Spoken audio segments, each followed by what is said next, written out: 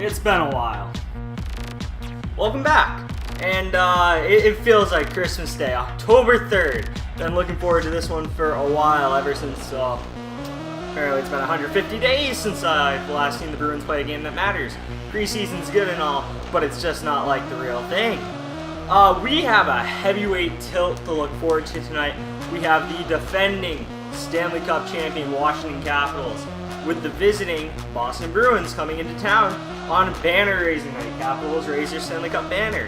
Have that to look forward to. Two of the better goaltenders in the league, Rask and Holtby, facing off. It's game 1 of 82. This is a preview video, as you should probably notice by the time of upload. Not a review. I'm looking forward.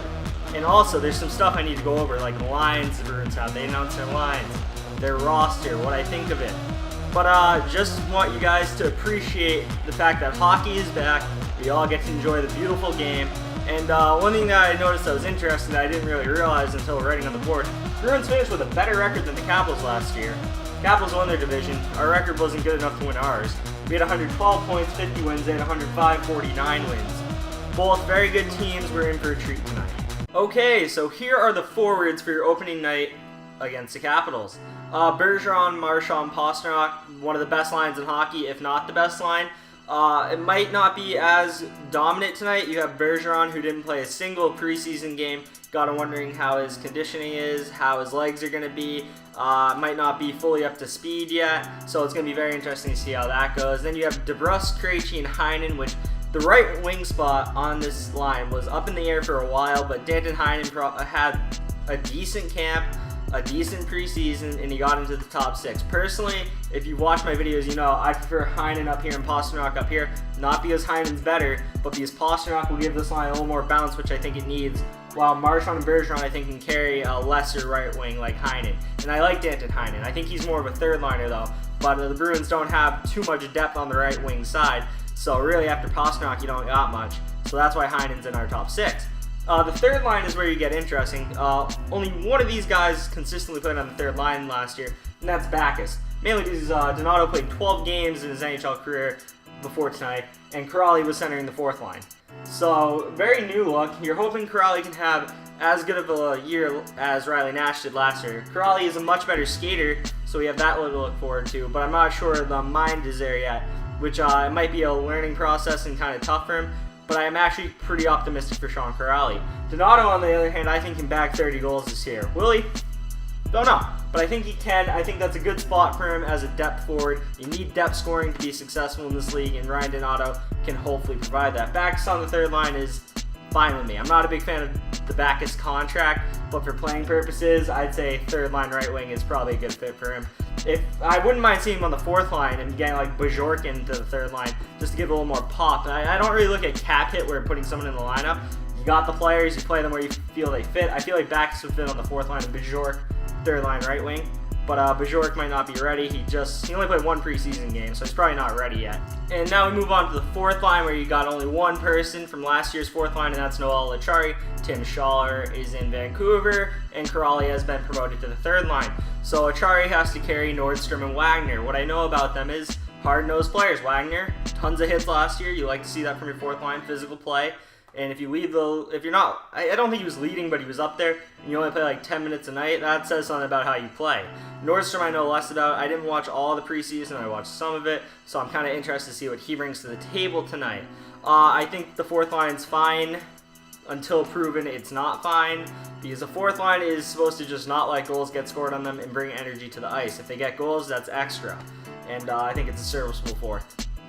Okay, now onto the defensive pairs, and this is pretty straightforward, not really too much to talk about here. You got Chara McAvoy, one of the better shutdown pairs in the league. You're going to see a lot of Ovechkin tonight. I'm going to be very entertained by seeing how they defend them. Hopefully they don't let up more than one goal. If they let up one goal, it's Ovechkin, man, it happens. You move down to Moore and Carlo. That's an interesting pair to me. That's probably the most interesting pair to me. You have Carlo coming off of breaking his own leg, and John Moore, who is the newbie in this group. Came from New Jersey last year. He's a good skater, about 6'3". He should be good. We signed him for 5 years. If he's not good, that's going to be very concerning because we'll have to deal with him for 5 years. And I'm just interested to see how he plays tonight in the Bruins system. Then you move on to Matt Grzelcyk and Kevin Miller, not Colin. Might have kept the wrong Miller, actually. But anyway, good, solid third pair. It's one of the better third pairs in the league, I think. Grzelcyk is a good skater. Miller brings the physicality. It's a good combo together.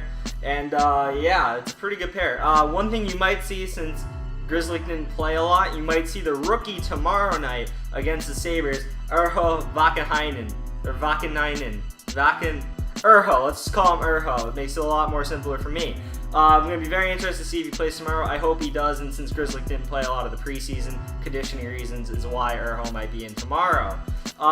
Pretty straightforward, a very good D-core. Excited to see what they can do tonight against the Capitals.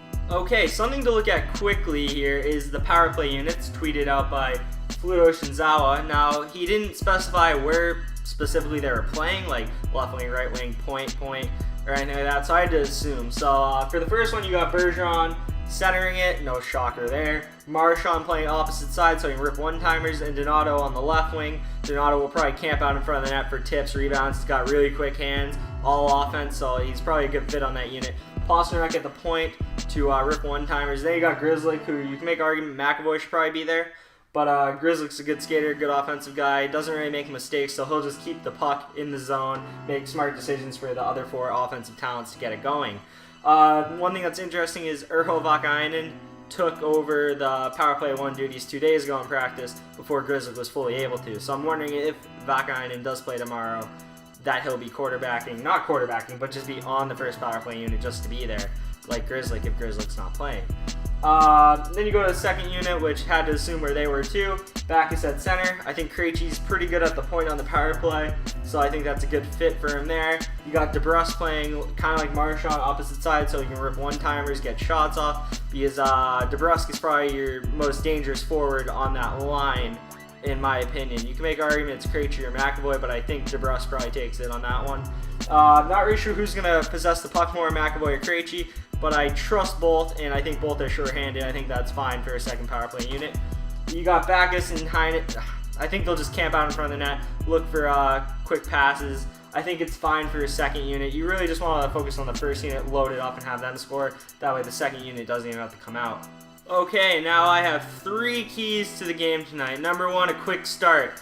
They're raising a banner in Washington. Something you never thought you'd probably see in your lifetime. You thought Ovi couldn't do it. Well, they did. And when you raise a banner, the crowd kind of gets into it because it doesn't happen too often. So they're going to be loud. They're going to be proud, and they're going to be screaming. Quick start.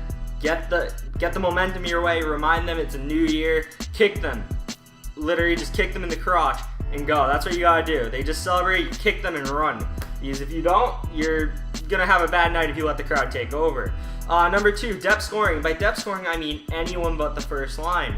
If you watch the series versus Tampa, you would know it didn't really happen much if it wasn't the first line.